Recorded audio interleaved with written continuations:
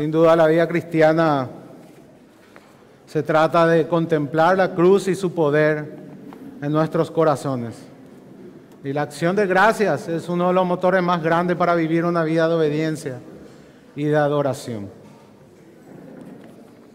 Vamos a orar, hermanos, antes de iniciar el sermón de hoy. Señor y Padre, nos inclinamos una vez más delante de ti para reconocer que no somos dignos de escuchar tu voz, de escuchar tu palabra. Si estamos aquí es por los méritos de Cristo. Y es por Él y en Él que clamamos de tu misericordia hoy. Padre, líbranos de cualquier error al exponer tu palabra, a ser expuestos a tu palabra. Que tu Espíritu Santo pueda obrar libremente en esta mañana y poderosamente en cada corazón aquí presente. Oh Señor, por amor de tu nombre, hazlo. Bendícenos una vez más con tu palabra, por Jesucristo nuestro Señor. Amén. Hoy vamos a estar exponiendo la segunda parte del capítulo 14, desde el verso 13 hasta el final. Vamos a dar lectura, hermanos. Romanos 14,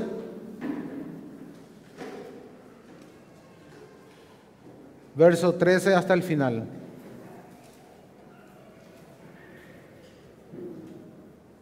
Amén. Dice la palabra del Señor. Así que ya no nos juzgamos más los unos a los otros, sino más bien decidid no poner tropiezo u ocasión de caer al hermano. Yo sé y confío en el Señor Jesús que nada es inmundo en sí mismo, mas para el que piensa que algo es inmundo, para él lo es. Pero si por causa de la comida tu hermano es contristado, ya no andas conforme al amor. No hagas que por la comida tuya se pierda aquel por quien Cristo murió. No sea pues vituperado vuestro bien, porque el reino de Dios no es comida ni bebida, sino justicia, paz y gozo en el Espíritu Santo.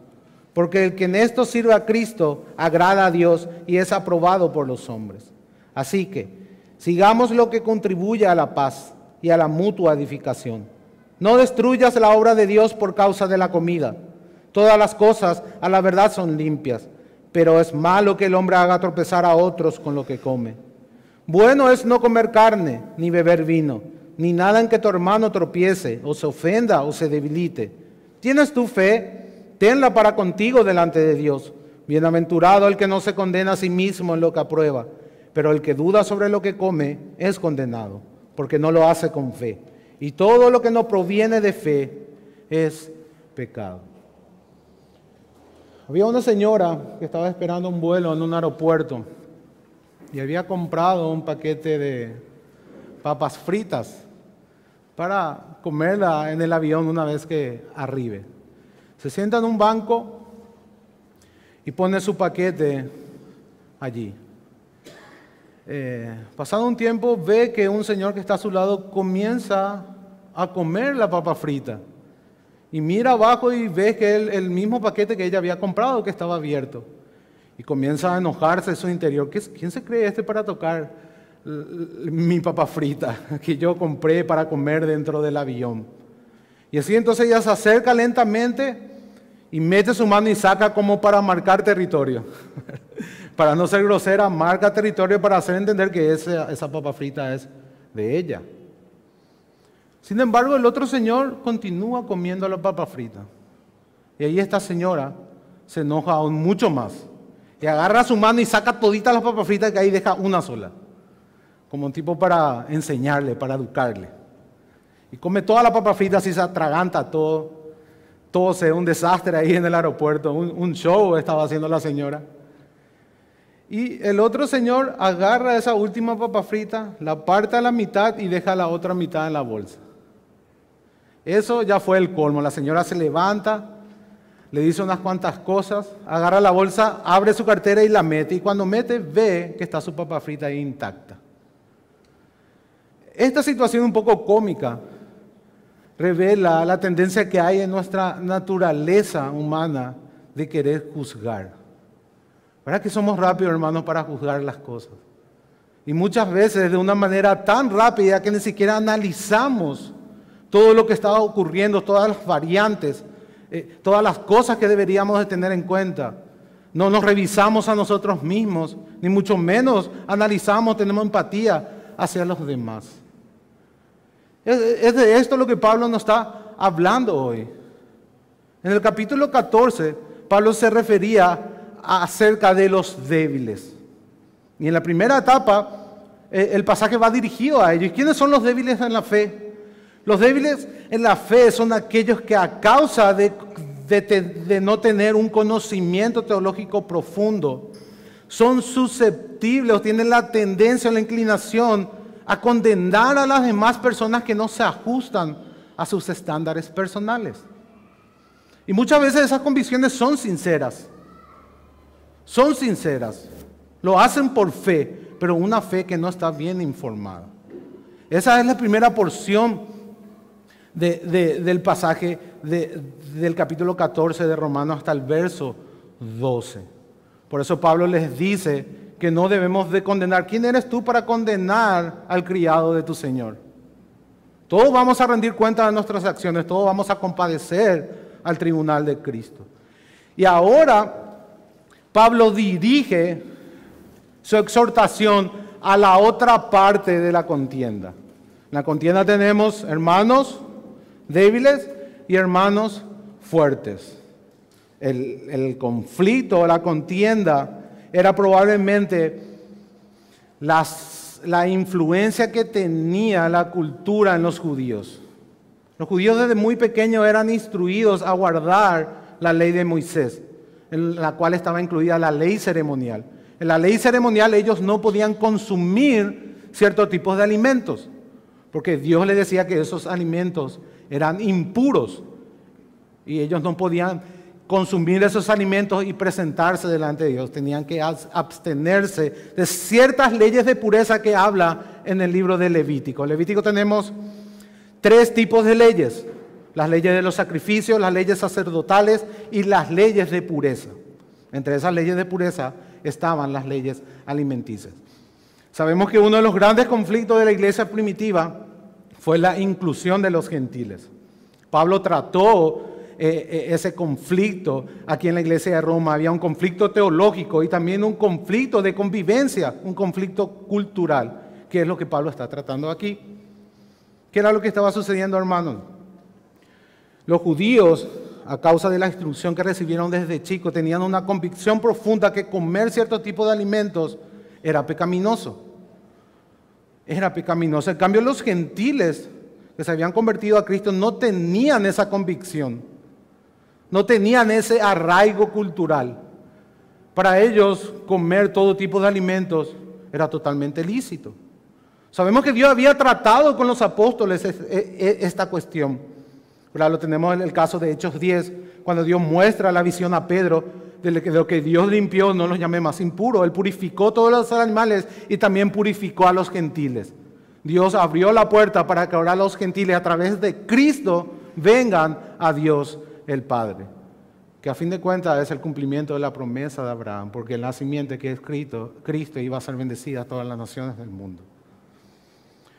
En fin, este era el conflicto el cual Pablo está tratando en la iglesia de Roma, y este es el contexto que nos da el marco de interpretación para los pasajes. Es el tema de la comida, es el tema de comer carne. ¿Por qué dice comer carne y no dice comer cerdo o comer animales impuros de la ley levítica? El contexto va más o menos así.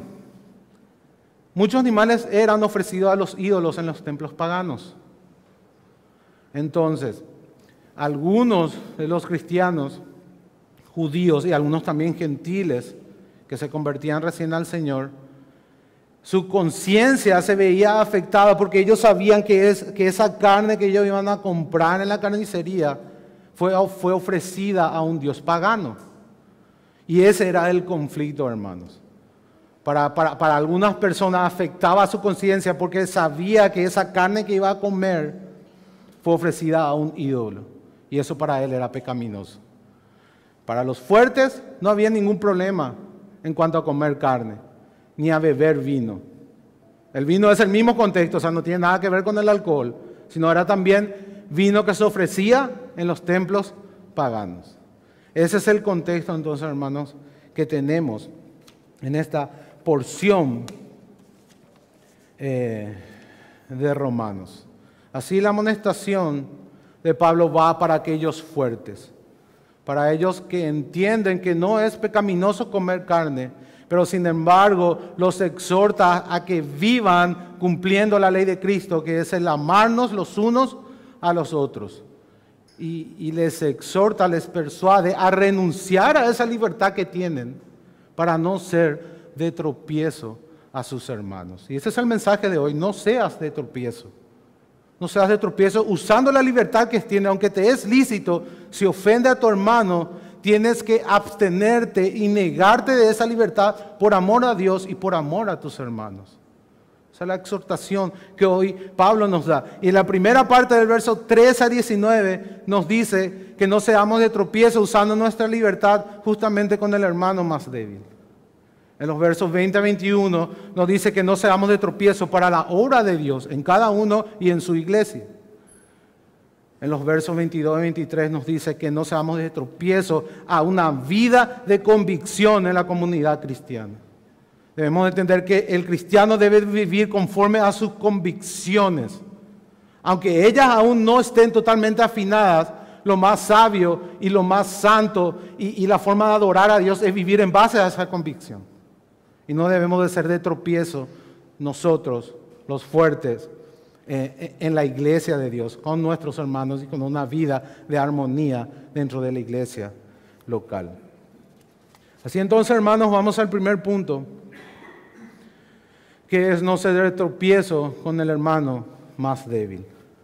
Pablo dice que ya no nos juzguemos unos a otros, y esto es en base a todo lo que él viene diciendo antes, haciendo una exposición de las características de aquellos débiles que tienen una tendencia a condenar a los demás. ¿Cuál es la tendencia del débil, hermanos? Condenar a los demás. Hay un orgullo espiritual, hay una autojusticia, que todo aquel que no se ajusta a mi estándar de autojusticia, yo tengo una inclinación a querer condenarlo. Esa es una característica del débil que Pablo presentó en los primeros 12 versículos. La amonestación va para ambos. Dice, ya no nos juzguemos más los unos a los otros, sino más bien procuremos cada uno de nosotros no ser tropiezo o ocasión de caer al hermano. Yo tengo que proponerme no a vivir egoístamente. No, yo soy libre, yo sé lo que la Biblia enseña y no me importa si el otro se ofende, allá él con su problema. Esa no es la actitud de un cristiano. El egoísmo es totalmente contradictorio con la vida cristiana. Debemos de vivir por los demás, para los demás, para una causa mucho mayor. Pablo va a poner argumentos más adelante. ¿Cuáles deben de ser nuestras prioridades? ¿Cuál es el motor que debe movernos a vivir de una manera que agrade a Dios y tenga su aprobación delante de Él y delante de los hombres? ¿De qué manera podemos ser de tropiezo, hermanos? Ya dijimos, provocando esa actitud en los cristianos más débiles. Cuando los fuertes actúan con desprecio hacia los más débiles, con una falta de amor y de consideración hacia sus conciencias, hace que esas personas más débiles se llenen de orgullo, se llenen de autojustificación y los tienta a ser aún más severos de lo que son. Eso es lo que sucede. En realidad tiene un efecto contrario. Si yo no lo tengo en cuenta, voy a hacer que ellos se enfrasquen más en esa actitud severa de querer condenar todo. En vez de ser un medio de bendición para sus vidas y un medio por el cual ellos puedan crecer en el conocimiento, que es lo que les falta, y en la gracia del Señor Jesucristo, yo voy a hacer un tropiezo. Porque voy a hacer que ellos aún se vuelvan más severos y se vean tentados por la forma de desprecio en la que nosotros actuamos a condenarnos aún más. Eso es lo que Pablo está diciendo aquí. Vamos a provocar que ellos tengan un espíritu aún más condenador. Vamos a llegar a un punto incluso de romper comunión con creyentes por cosas que no son esenciales, por comer carne. Ese es el punto, hermanos. Tenemos que ser considerados para con aquellos que aún necesitan crecer en el conocimiento de Jesucristo. Tenemos que promover la unidad y el crecimiento en la iglesia. Dios nos llama a cada uno a buscar ese fin. Esa es la madurez en una iglesia local y en la iglesia del Señor. La unidad en la fe y el crecimiento en el conocimiento del Hijo de Dios. Pablo habla de eso en Efesios 4:11 en adelante. De eso se trata la vida cristiana, de eso se trata hacer iglesia. Otra de las maneras que podemos hacer tropezar a un hermano más débil es incitándole a hacer algo que él piensa que aún es pecado. Podemos generar una presión grupal que le movemos a que él haga algo sin convicción. Un ejemplo claro, el tema de las bebidas alcohólicas. El Antiguo Testamento y el Nuevo Testamento no prohíbe el consumo de bebidas alcohólicas. No podemos encontrar un solo versículo que afirme eso. Jesús tomaba vino. Sabemos que ese vino estaba más diluido en agua de lo que hoy está el vino, pero en fin, era vino. La prohibición en el Nuevo Testamento y en todas las Escrituras es que no nos emborrachemos, que no nos llenemos de vino. Ahora, puede haber ciertos cristianos que tengan una conciencia débil en cuanto a las bebidas alcohólicas, más aún en nuestro país, donde muchísimas personas tienen problemas con el alcohol y muchos cristianos salieron de un contexto en el cual fueron esclavos del alcohol.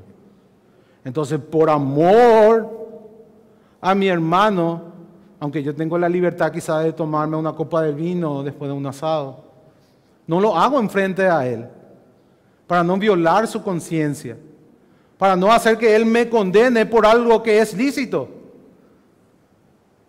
Y también para no ponerle una presión de quizá él querer hacer también, sin aún estar convencido de aquello. ¿Qué sucede, hermanos, cuando nosotros provocamos eso? ¿Qué sucede cuando nosotros empezamos a vivir y a hacer cosas que no proceden de una convicción real? ¿Qué pasa con nuestra conciencia? Se va cauterizando. Yo voy violando mi conciencia con cosas pequeñas y voy acostumbrándome a la culpa, ¿verdad? A violar mi conciencia. Y ese pequeño pasito, esa pequeña incitación que provocamos en aquel hermano puede desencadenar en una vida de libertinaje en un par de años. Pudimos ser de tropiezo para ese hermano porque le incitamos a hacer algo para lo cual él todavía no estaba convencido. No somos nosotros los que damos convicción, y eso es lo que debemos de entender. Y eso aplicamos a varios asuntos, hermanos. Y en el Facebook especialmente vemos como muchos cristianos por falta de madurez son imprudentes en cuanto a las afirmaciones y las declaraciones que hacen. La muestra de desprecio que muestran hacia otros hermanos quizás más débiles en la fe. Y no se dan cuenta de que pueden ocasionar un tropiezo muy grande en verdaderos cristianos que aman al Señor Jesucristo, que fueron comprados por Él, por su sangre, pero que quizás aún le falta conocimiento, le falta crecer en el conocimiento del Hijo de Dios. Es de esta manera que debemos de vivir.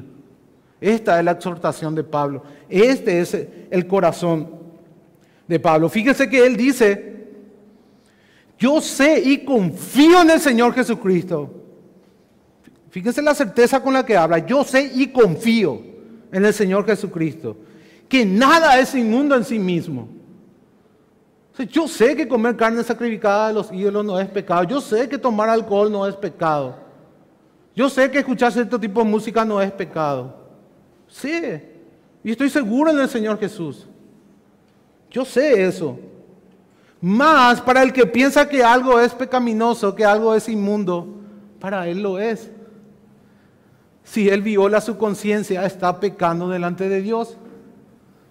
Si él lo hace por sentirse presionado externamente para caer bien, está vendiendo su fidelidad a las personas y traicionando su fidelidad a Dios, aunque esa fidelidad no esté tan bien informada como debería. Pero para él está haciendo un cambio de prioridades. ¿Se entiende, hermano? Él está poniendo por encima a las personas que a Dios, dentro de su conocimiento, dentro de lo que él entiende que es. Y eso es pecado. Eso es pecado. De eso es lo que Pablo nos advierte. Fíjense que él no está diciendo que los débiles tienen razón. Él no está apoyando la ignorancia o la falta de conocimiento.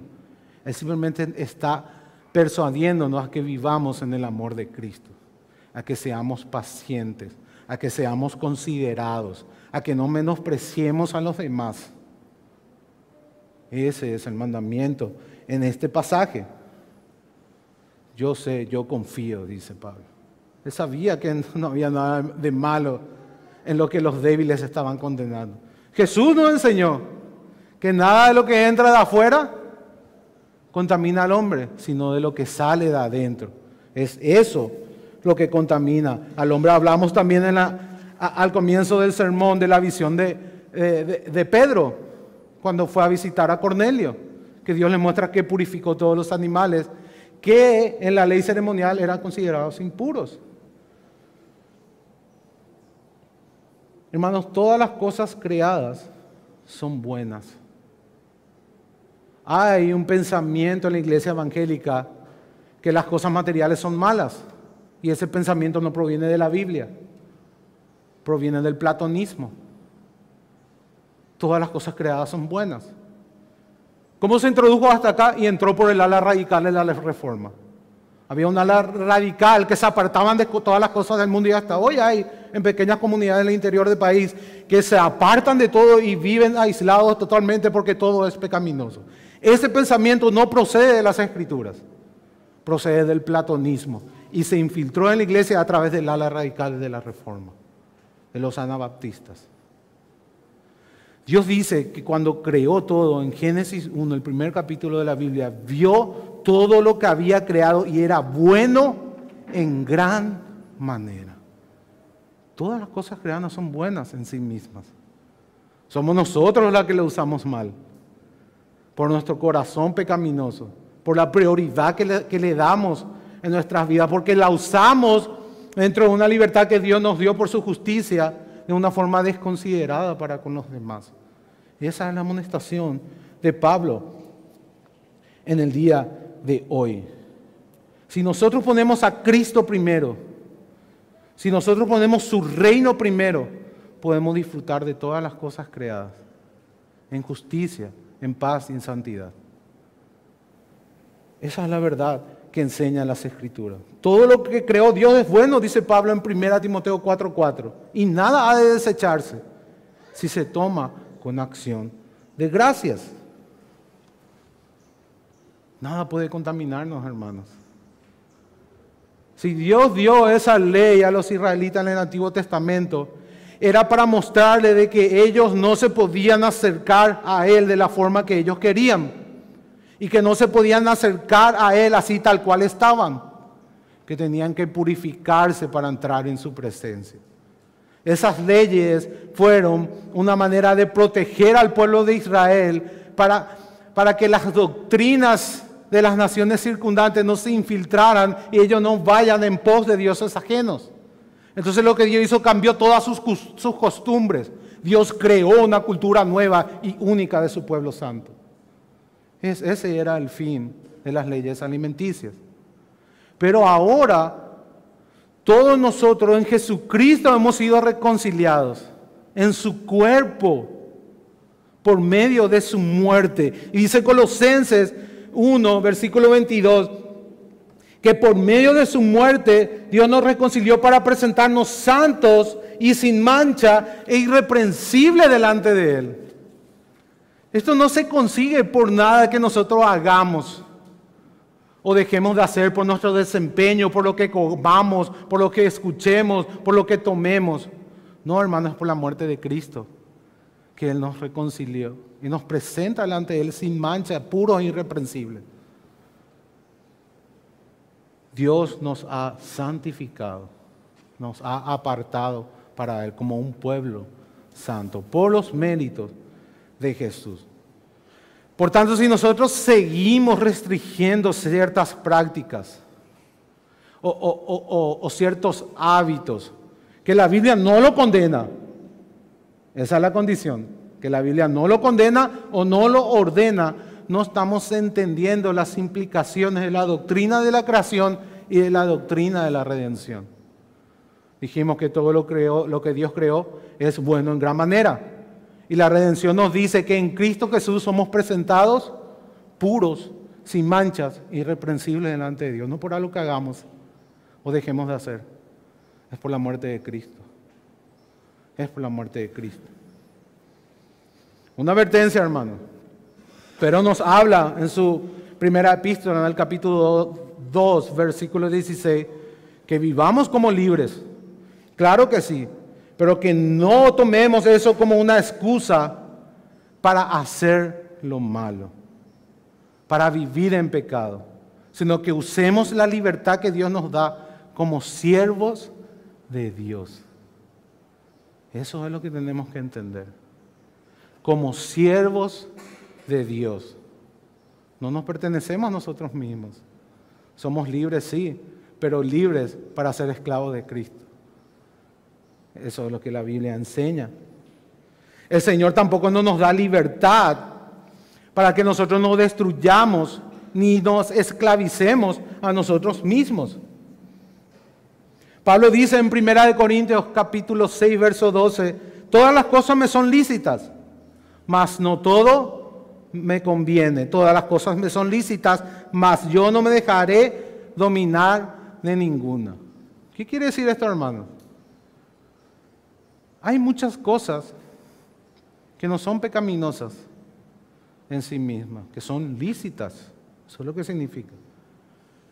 Pero si yo veo esa libertad, o entiendo que esa libertad me da derecho a vivir solamente para disfrutar ese placer y esa libertad, me estoy haciendo un esclavo de esa libertad que es lícita en un principio.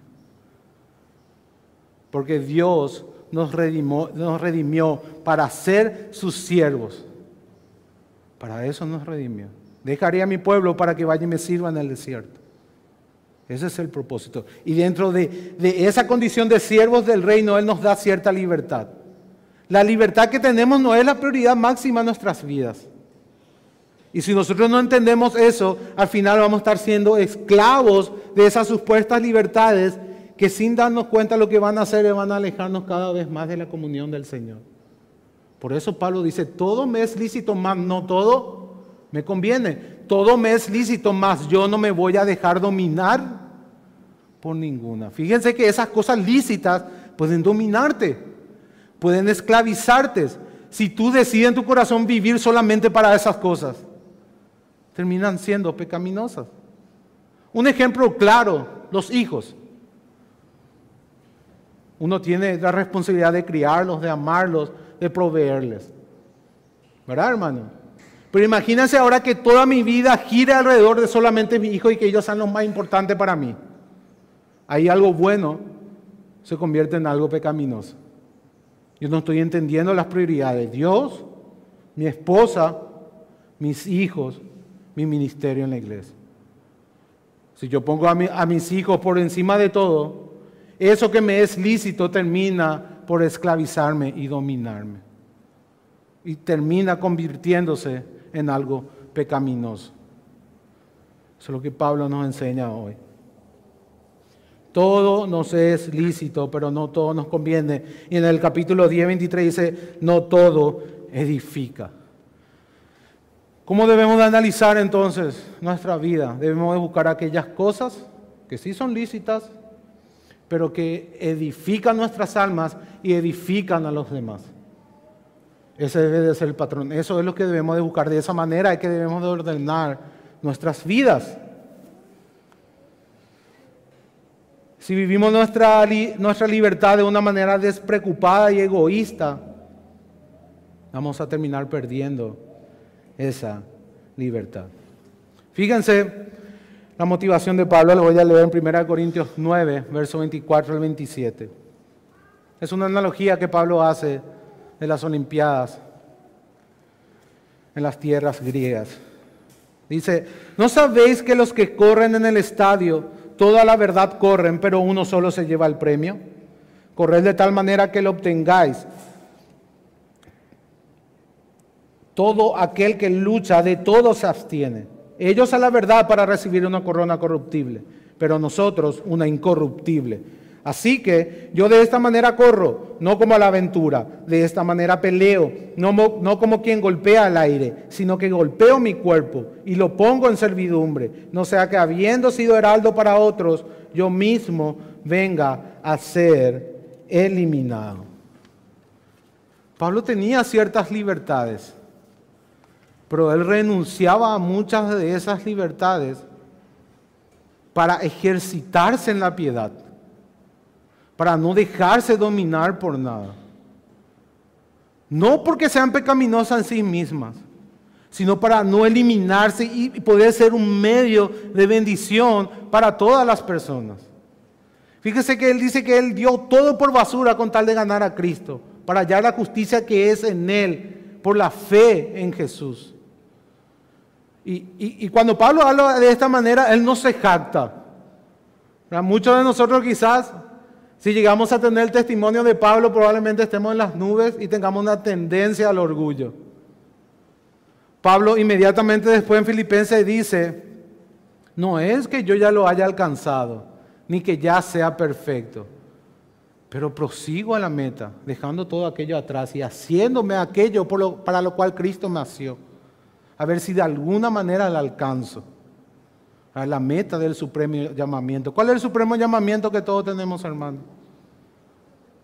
Parecernos a Cristo. Ser semejantes a Él. Y ser un medio por el cual Dios pueda obrar en nuestra iglesia local para que nuestra iglesia local sea un testimonio del Dios vivo y verdadero. Que nuestra iglesia local pueda reflejar la gloria de Dios en Cristo. Y Dios nos llama a cada uno a ser un medio en nuestra iglesia para este propósito.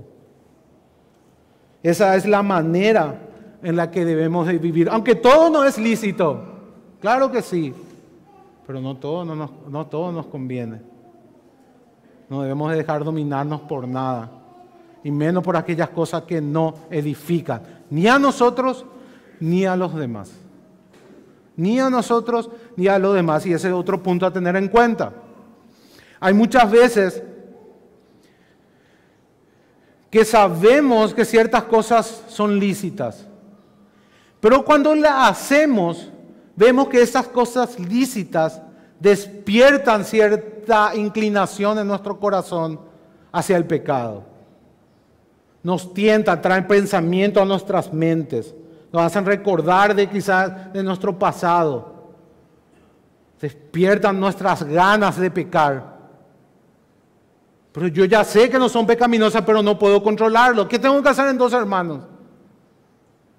Jesús dice que es mejor entrar tuerto al cielo que ir con los dos ojos al infierno. Aunque sea lícito, eso que estás haciendo, si te provoca a pecar, si te tienta a ti, si traes pensamientos que no son conformes a la voluntad de Dios, lo mejor que puedes hacer es abstenerte totalmente de esas actividades, o de esos hábitos, o de esas prácticas. Y cada uno sabe, hermanos, cada uno se conoce a sí mismo. En alguna área todos somos débiles, yo les puedo asegurar eso. Todos tenemos ciertas debilidades en algunas áreas. Y quizá hay otros hermanos que pueden hacer esas cosas, que pueden tener esos hábitos y no le afecta su conciencia, no produce nada en ellos, no lo tienta a pecar, pero a vos sí. Oh, sí. No imites a tu hermano, imita a Cristo y haz todo lo posible para que eso se cumpla. Conócete a ti mismo. Evita aquellas cosas que te incitan a pecar. Comienza por ahí y luego comienza a pensar en los demás. Una vez que ordenas tu vida de esa manera, comienza a vivir para los demás, porque Dios no te llamó como un ladrillo suelto, como siempre decimos, sino eres un ladrillo que forma parte de un edificio que es su iglesia. Y acá, en la iglesia local a la que perteneces, es la expresión de tu membresía del cuerpo de Cristo. Tu propósito es ser un medio de edificación para tus hermanos en la fe. Dios nos llama a usar nuestros dones, nuestros recursos, nuestro tiempo para edificar a su iglesia, para edificar a los demás. No nos salvó para solamente hacernos bien a nosotros, sino para ser un medio por el cual traer un bien mayor a los demás, para su gloria y el bien de su pueblo.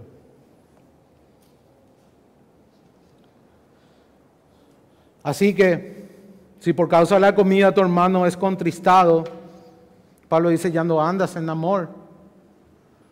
¿Qué es más importante, hermanos? La comida de tu hermano. Esa es la decisión que tienes que tomar. ¿Qué es más importante? ¿Tomar una copa de vino o el alma de tu hermano? ¿Qué es más importante? ¿Tener un objeto material o el alma de tu hermano? Son esas las prioridades que tenemos que medir. Es de esa manera que tenemos que influir en nuestros corazones con ese tipo de pensamiento. Porque recuérdense que tenemos una deuda delante de Dios y delante de los demás. Pablo nos dijo en el capítulo 13, no debas nada a nadie, a no ser Él, amados unos a otros. Ese es el cumplimiento de la ley y esa es la deuda que tenemos, hermanos. Jesús nos enseñó que amar a Dios y amar a los demás es el cumplimiento de la ley. Y la ley es una deuda para nosotros, delante de Dios, porque somos seres creados por Él. Y le debemos obediencia, debemos cumplir o intentar cumplir la ley, esforzándonos en la gracia. Y es el amor. Si amas a Dios, amarás a tu hermano. Si no amas a aquel que ve, dice Juan, ¿cómo vas a amar a aquel que no ves? Si dice que amas a Dios y no amas a tu hermano, eres un mentiroso, dice Juan. Estás mintiendo. Porque el que ama a Dios, ama a su hermano. Y eso implica negaciones. Yo no corro como a la aventura, dice Pablo, yo golpeo mi cuerpo. Yo lo golpeo. Y me niego de ciertas cosas que me son lícitas. Pablo la enseñó con su vida. Aunque tenemos derecho de tener esposa y de ser sustentados por la iglesia económicamente, no recibimos de ese derecho para no ser de tropiezo y un obstáculo al evangelio. Así hablaba Pablo, hermano. Él le enseñaba con autoridad estas cosas. Fíjense, él renunció al matrimonio. Él renunció a ser sostenido económicamente para no ser un obstáculo al evangelio. Y es de esa manera que nosotros debemos de vivir. No quiere decir, hermano, que tengan que deshacerse de sus esposas. No estoy diciendo eso, hermano. Simplemente mostrando el ejemplo de Pablo y cómo debemos de vivir como cristianos.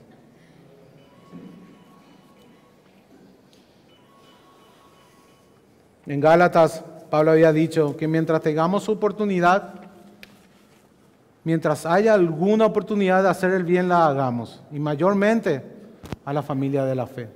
Capítulo 6, versos 10.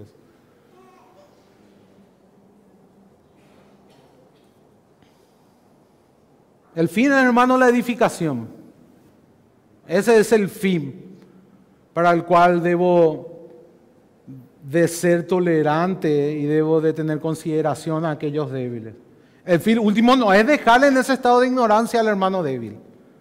Ese no es el fin, porque muchos entienden que tener que dejarle ahí eternamente siendo un bebé que apenas gatea. Y ese no es el propósito. El propósito es que todos crezcamos en el conocimiento del Hijo de Dios y en la unidad, y es a promover la unidad y el crecimiento que nosotros nos abstenemos de ciertas libertades para no ser de tropiezo en el crecimiento de mi hermano. Ese es el fin. Imagínense una criatura de 5 años en la oscuridad, ¿Quién criatura de 5 años no tiene miedo de la oscuridad total? Me imagino que acá ninguno de ustedes sigue teniendo miedo de la oscuridad total. ¿Cómo esa criatura va a vencer el miedo? Imagínate que vos, siendo su papá o su mamá, te va a decir, pero no hay nadie en ese rincón oscuro, no hay nada, estamos aquí solos nosotros, no te va a pasar nada. Argumentando de esa manera, vence el miedo de esa criatura, solo porque le decís que no hay nadie y ya está. ¿Verdad que no, hermano? Así también, no porque argumentemos con el hermano débil y le digamos lo que tiene que saber, ya él va a dar ese salto de fe y va a crecer en el conocimiento. El conocimiento debe de ir acompañado por el amor. Es de esa manera que Dios obra. Ahora, cuando la mamá va y se sienta a su lado en la cama de esta criatura y le explica y le abraza y le dice que nada le va a pasar, que ella va a estar con él, que ella le va a dar cuidar, ahí a lo mejor esa criatura vence el miedo a la oscuridad y se duerme. Es a eso que Pablo nos llama. Es con amor que debemos de instruir a nuestros hermanos, para que ellos también puedan crecer en la fe. Y no ser de tropiezo, no pensar que porque le decimos las cosas, ya ellos tienen que actuar de otra manera. No, hermano, aparte debemos de recordar que en cuestiones sobrenaturales es el Espíritu Santo el que obra en el corazón de cada uno. Aún es mucho más difícil que el caso de este niño y esta mamá, que es algo natural, que es un afecto natural, una sobreprotección natural. Nosotros estamos hablando de aspectos sobrenaturales, en la cual solo el Espíritu Santo puede dar convicciones de fe, para que a partir de esa convicción nuestros hermanos puedan vivir de una manera que agrade a Dios. Una aclaración. Aquí no estamos hablando, hermanos, de cosas que están explícitamente ordenadas en las Escrituras o explícitamente prohibidas. Estamos hablando de cosas no esenciales de la fe, de hábitos o prácticas en las cuales Dios nos da cierta libertad que son regidas solamente por nuestra conciencia. Estamos hablando de esas áreas. No es que cada uno puede venir acá y tener la doctrina que se le antoje. No estamos hablando de eso. Hay doctrinas que son innegociables. Hoy leímos una afirmación de fe pública que es innegociable, que es el símbolo niceno. Alguien que niega la Trinidad, o que niega la deidad de Cristo, o que niega la humanidad de Cristo, pues tenemos que reprenderle y decirle que no es un hermano. No podemos considerar un hermano a alguien que niega doctrinas esenciales. Estamos hablando de cosas terrenales, de hábitos y prácticas que no son esenciales. De eso estamos hablando, hermanos. Volviendo otra vez a nuestro punto. ¿Cómo debemos de vivir con los demás? Pablo nos ilustra en su testimonio de vida. En la primera epístola de Corintios, Pablo habla mucho de este tema, del capítulo 6 hasta el capítulo 10 prácticamente. Ahí habla en el 8 de las viandas ofrecidas a los ídolos y de cómo debemos de tratar estos asuntos en el contexto de la iglesia local. Y en el capítulo 9 dice Pablo que él se ha hecho judío con el judío, ¿para qué? Para ganar a los judíos. O sea que él estaba con los judíos y él seguía guardando las leyes ceremoniales, pero con entendimiento, sabiendo que esas cosas no le hacían más santo, sino simplemente para no herir la conciencia de los judíos que estaban con él, porque todos sabían que él era judío, y si él siendo judío no guardaba esas cosas, iba a afectar la conciencia de sus compatriotas. Entonces cuando él estaba con los judíos, él no comía cerdo, él guardaba el sabbat, él guardaba las fiestas judías, él seguía toda la ley de alimentación kosher de los judíos y todas esas cosas que ellos lo hacían. Ahora, cuando él estaba con los sin ley, dice Pablo, se comportaba como si estuviera sin ley, aunque él no estaba sin ley de Dios, porque estaba sujeto a la ley de Cristo, dice. Lo hacía para ganar a aquellas personas que estaban sin ley, o sea, que no estaban sujetas a la ley de Moisés. Él se comportaba de acuerdo a las conciencias de las personas que le rodeaban. Esa era la actitud como él vivía. Y fíjense el término que usa, En 1 Corintios 9:22, me he hecho débil a los débiles. Me he hecho débil a los débiles, para ganar a los débiles. A todos me he hecho de todo, para que de todos modos salve a algunos. Esa es la actitud, hermanos, que debemos de tener. Esa es la actitud que debemos de tener. Cuando menospreciamos a nuestros hermanos más débiles y actuamos con desamor y desconsideración, poniendo nuestra libertad que nos da la justicia por la fe como nuestro máximo estándar de vida, sin importar los demás, sin importar el reino, sin importar la iglesia, sin importar mis hermanos, estamos olvidando prácticamente dos cosas. Y la primera nos dice en el verso 5, estamos olvidando a aquella persona por la cual Cristo murió. Fíjense, hermano, el argumento. Este es el argumento teológico que Pablo usa. Si Cristo le dio tanto valor a esa persona, a ese hermano débil en la fe, a tal punto que dio su sangre por ella, que dio su vida por esa persona, ¿quién eres tú para no dar tu libertad por ella? ¿Quién eres tú para no dar tu libertad? Para no negar tu libertad por un alma por la cual Cristo murió y dio su vida. Ese es el argumento. ¿Qué es más importante? ¿Tomar la copa de vino o el alma de tu hermano? ¿Qué es más importante? ¿Qué es más importante? Si Jesús dio por su vida por ellos, entonces, hermanos, nosotros estamos llamados a renunciar a nuestra libertad por ellos. Por el bien del reino. Primeramente por no ser de tropiezo a nuestros hermanos. Y eso tiene una implicación en nuestra iglesia, en nuestra comunidad. Y un fin mayor que es el reino de Dios. Y Pablo habla ahora también de eso. Propone un argumento más, fíjese, dice, no sea pues vituperado vuestro bien. ¿Qué quiere decir eso? Yo sé que esto es lícito, no es pecado. Pero si uso esa libertad, hermanos, si usamos esa libertad de una manera desconsiderada, lo que yo voy a hacer es provocar más adversión en aquel hermano débil. En vez de enseñarle con amor, así como esa mamá fue con su hijo para enseñarle que no había nadie en la oscuridad, yo lo que estoy es provocando más rechazo al hacer delante de él algo que afecta a su conciencia de una manera desconsiderada y deliberada. En vez de abstenerme yo en mi libertad y con amor ir acercándome a esa persona y explicando lo que las Escrituras dice referente a ese punto, llamándolo a orar y a reflexionar sobre cierta verdad con amor, no quebrantando ni violando su conciencia, hay mucha más chance que él pueda entender más adelante que no hay nada pecaminoso en tomar esa copa de vino. Y pongo ese ejemplo, hermano, por eso aplica a cualquier cosa. Por eso dice Pablo, no sea pues vituperado tu bien. Es lícito lo que estás haciendo, pero si actúas de manera desconsiderada vas a seguir haciendo que esas personas llamen pecaminoso algo lícito. Y no solamente eso, sino que vas a estar arruinando tu testimonio delante de los hombres. Y hermano, arruinar tu testimonio por algo que es lícito, ¿no le parece absurdo? ¿No le parece absurdo mancharse así por algo que es lícito? Eso es lo que Pablo nos dice. Y pone el segundo argumento en el verso 17. Porque el reino de Dios no es comida ni bebida, sino justicia, paz y gozo en el Espíritu Santo.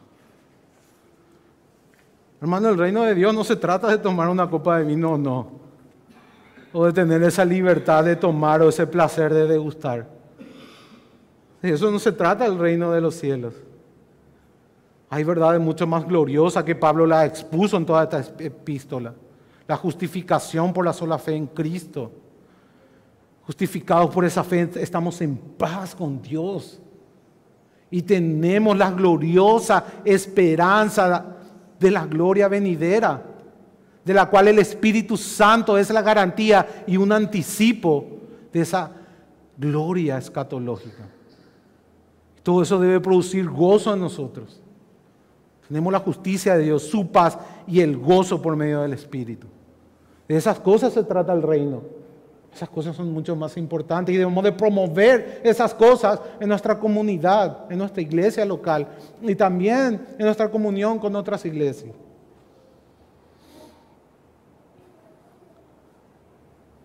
De eso es lo que Pablo está hablando. Cristo murió por ellos y el reino es mucho más importante que nuestra libertad. Son dos argumentos que debemos de poner en nuestros corazones para vivir en base a esos argumentos y negar nuestra libertad si así requiere la situación, en base a esos dos argumentos. Cristo murió por ese hermano débil y el reino es mucho más importante que nuestra libertad.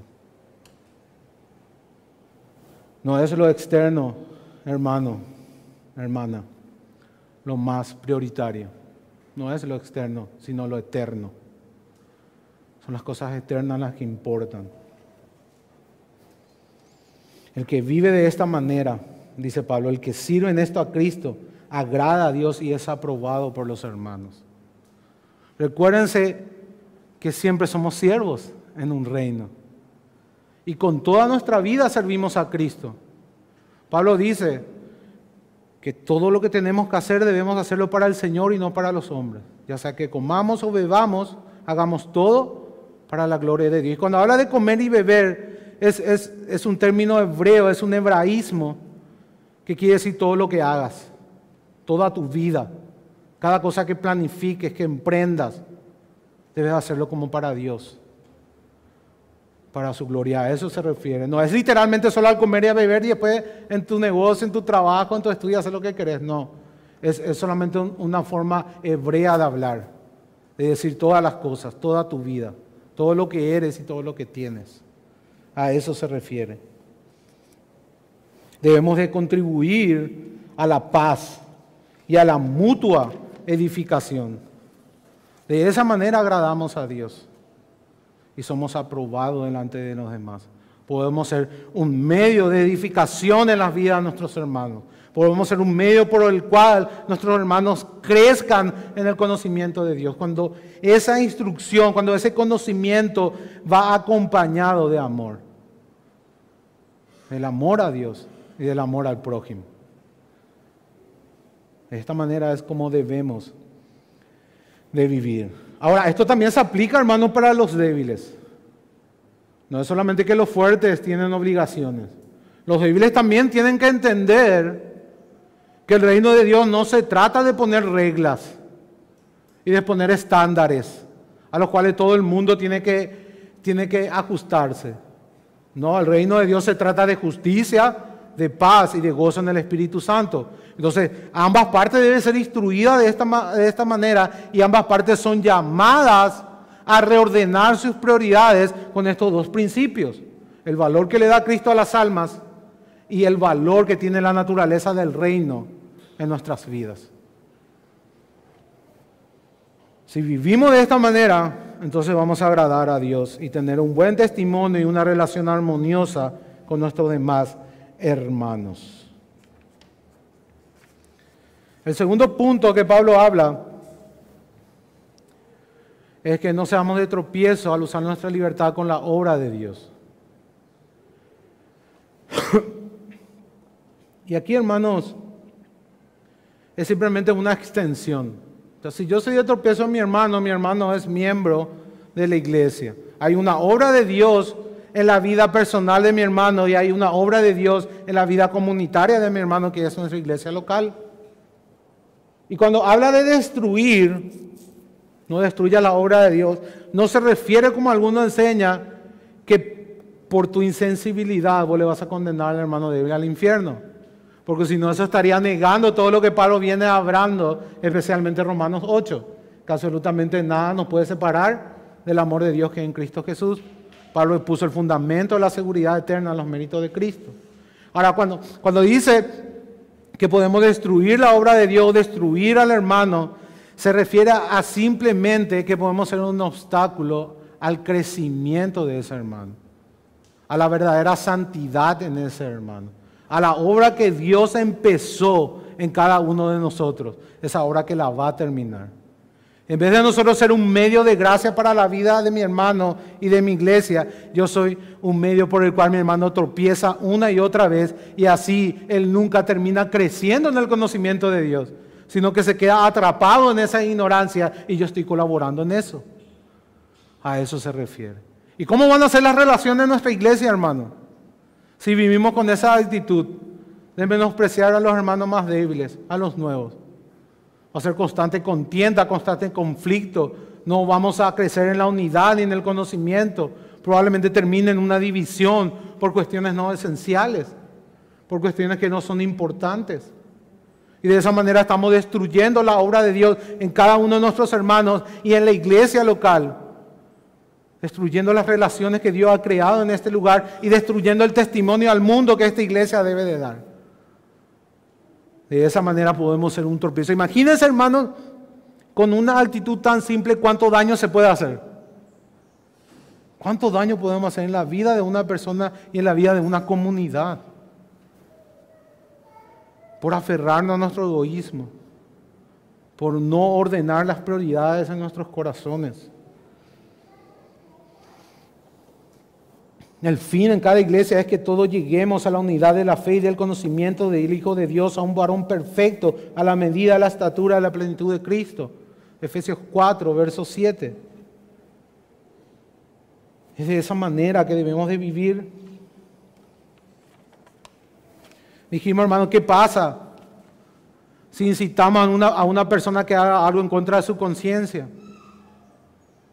Vamos a repetir de nuevo, vamos a hacer que esa persona termine cauterizando su conciencia, que vaya en contra de sus convicciones, que no viva una vida de convicción y de esa manera da pie a desobedecer en otras cosas más esenciales a Dios, porque ya está acostumbrada a desobedecer, ya está acostumbrada a violar su conciencia.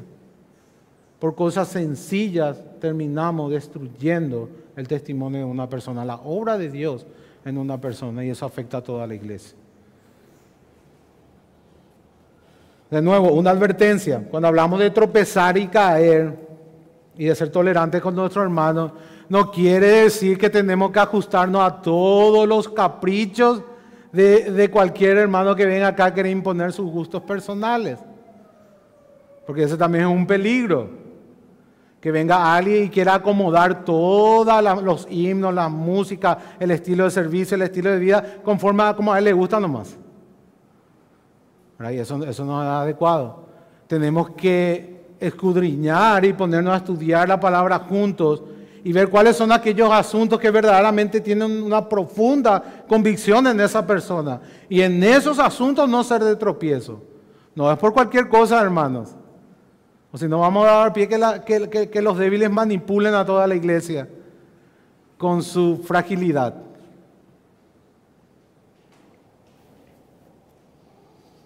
Así es, nos vamos al tercer punto. Todo está muy relacionado.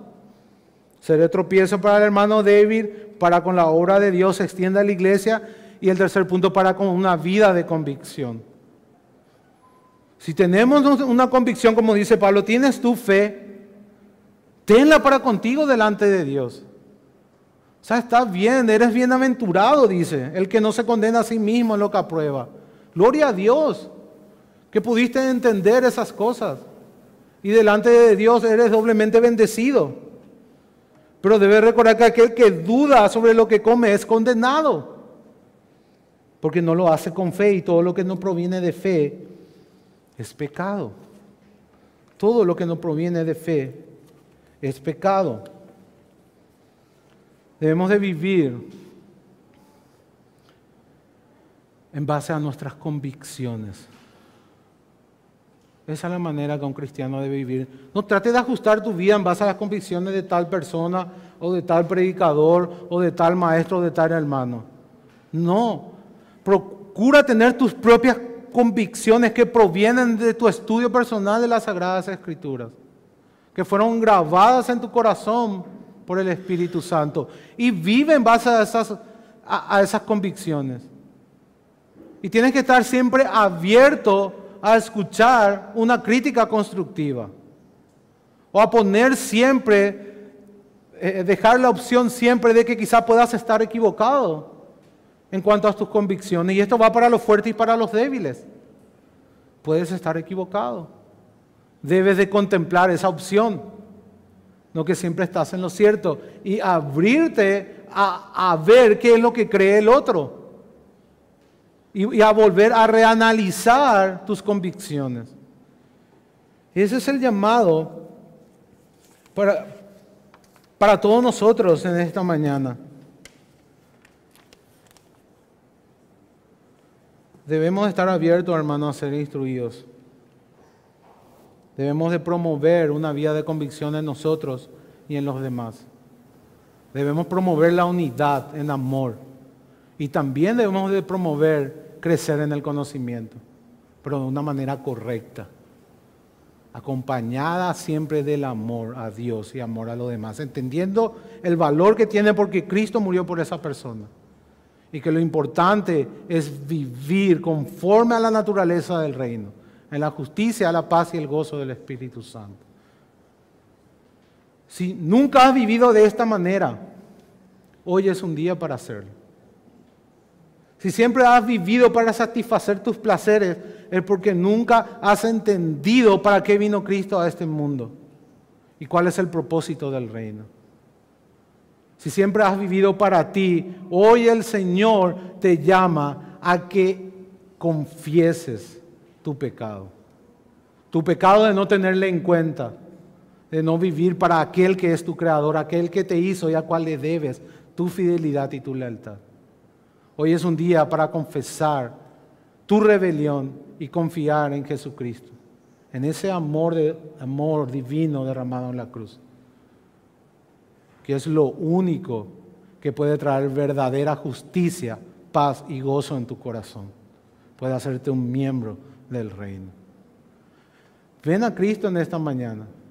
Y para todos aquellos que han vivido de una manera desordenada y no han puesto las prioridades en su vida, las prioridades del reino, hoy es un día para confesar y ponernos a cuenta con el Señor. Dios nos llama a no ser de tropiezo usando nuestra libertad, ni con el hermano más débil, ni con la obra del Señor, ni con la vida de convicción en nuestra comunidad. Que Dios nos ayude, hermanos. Vamos a orar. Padre, te damos gracias por tu palabra en esta mañana. Que tu Espíritu Santo pueda guiarnos a una convicción verdadera. Que podamos ordenar nuestras prioridades y vivir en el amor de Cristo, que es el cumplimiento de la ley y nuestra deuda para contigo y para con los demás. Que podamos vivir de una manera que te agrade y que podamos ser de bendición para nuestros hermanos y nuestra comunidad. Obra, Señor, en nuestro interior. Que las almas sean lo más valioso para nosotros. Mucho más valiosas que nuestra libertad. Y que nuestro fin sea promover la justicia, la paz y el gozo en el Espíritu Santo como miembros de tu reino. Por Jesús te lo pedimos, Padre. Amén.